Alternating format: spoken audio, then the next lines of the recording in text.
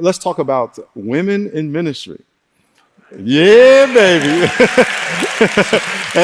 and women preachers. We got Christine Kane down here who talks to 1 billion people a year. God bless you, sister. You blessed me so much. The funny thing is that you get that round of applause for raising this topic. In Britain now, you just get a yawn. We settled this one years ago. Why? I'm just trying to help out my sisters. You know what I'm saying? Just trying to help out the ladies. I get asked this wherever I go, and I have two quite easy biblical answers.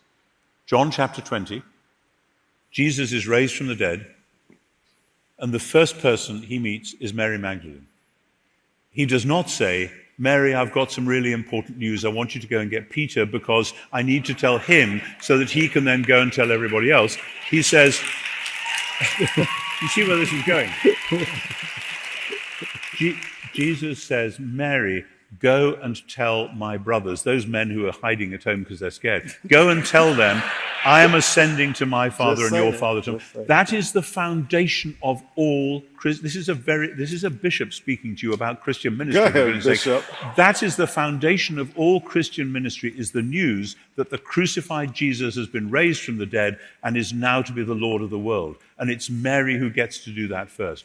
And then the other passage is Romans 16, when Paul gives the letter to the Romans, probably the most important letter ever written. Who does he give it to take to Rome?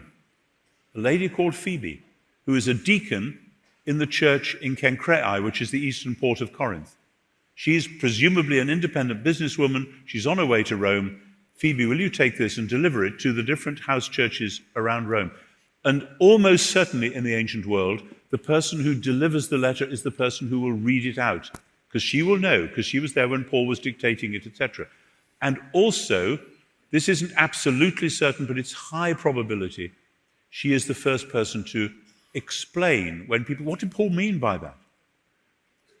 People get surprised when I tell them that highly likely the first ever exposition of Paul's letter to the Romans was done by a Christian businesswoman from Eastern Corinth. With those two in mind, whatever the other passages mean, and they're difficult, they contain, like 1 Timothy 2, contain words that don't occur elsewhere in the New Testament, etc. Whatever those passages mean, that narrative is so clear. And to anyone in the first century, again, read the New Testament in its world. Think what those passages would mean. And I think game over. We are sharing ministry together.